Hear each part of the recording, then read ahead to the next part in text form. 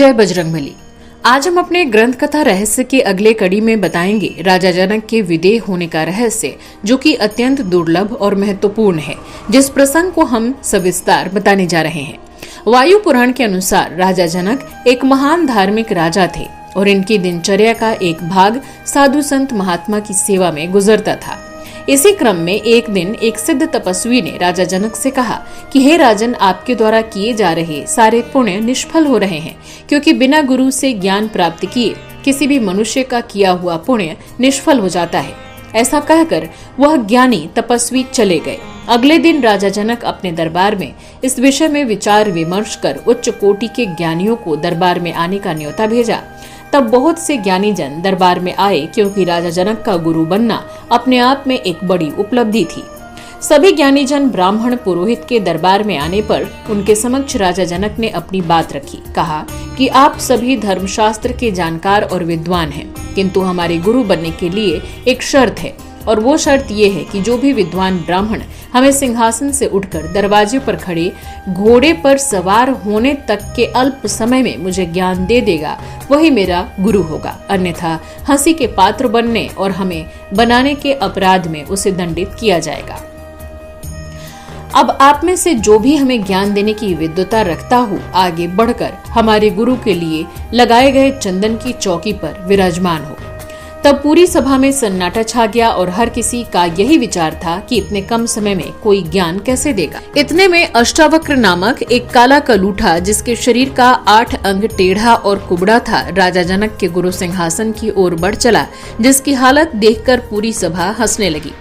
तब राजा जनक ने वक्री ब्राह्मण की हालत पर तरस खाकर विनम्र स्वर में कहा कि हे ब्राह्मण, अपने निर्णय पर पुनः विचार कर लें। तब अष्टावक्र ने कहा, हे राजन, आपकी सभा तो ज्ञानी की जगह शूद्रों से भरी पड़ी है, क्योंकि किसी भी ज्ञान को प्राप्त करने के लिए शरीर ही एक निमित्त मात्र है। ज्ञान प्राप्त करने के लिए कभी भी सुंदर शरीर की आवश्यकता नहीं होती।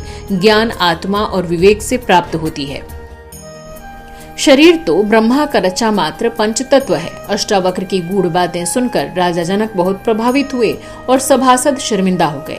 तब अष्टावक्र दरबार में गुरु स्थान पर विराजमान हुए। फिर राजा जनक ने अपने घोड़े को मंगाया और सिंहासन से खड़े होकर घोड़े पर चढ़ने के लिए जाने लगे। तब अष्टावक्र ने जनक से पूछा, हे राजन, आप हमें गुरु बनाने के बाद दक्षिणा तो अवश्य देंगे? तो राजा जनक ने हामी भरते हुए कहा, हाँ विप्रवर, इसमें कोई संदेह नहीं है।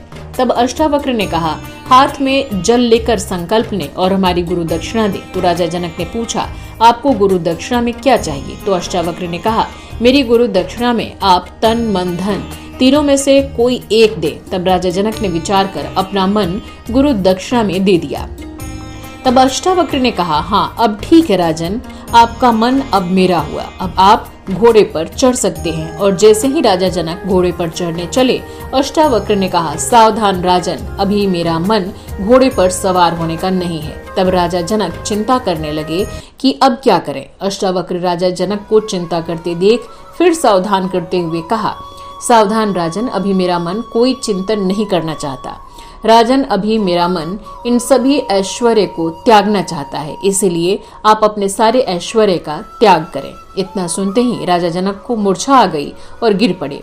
ये देखते ही सभासद अपने राजा को उठाने के लिए दौड़े, जिन्हें गुरु अष्टावक्र ने रोक दिया। कुछ क्षण बाद राजा की मूर्छा टूटी तो अपने गुरु अष्टावक्र से हाथ जोड़कर बोले, हमें मूर्छित अवस्था में सभी ज्ञान प्राप्त हो गए। आप कौन हैं, मैं कौन हूँ, जान गया।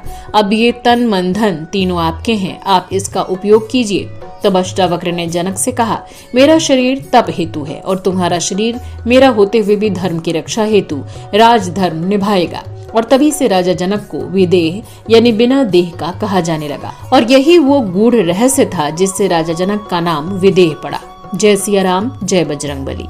हमारे चैनल को सब्सक्राइब कर अपना आशीर्वाद हमें दें, ताकि हमारा वीडियो आप तक जल्द से जल्द पहुंच सके। नमस्कार।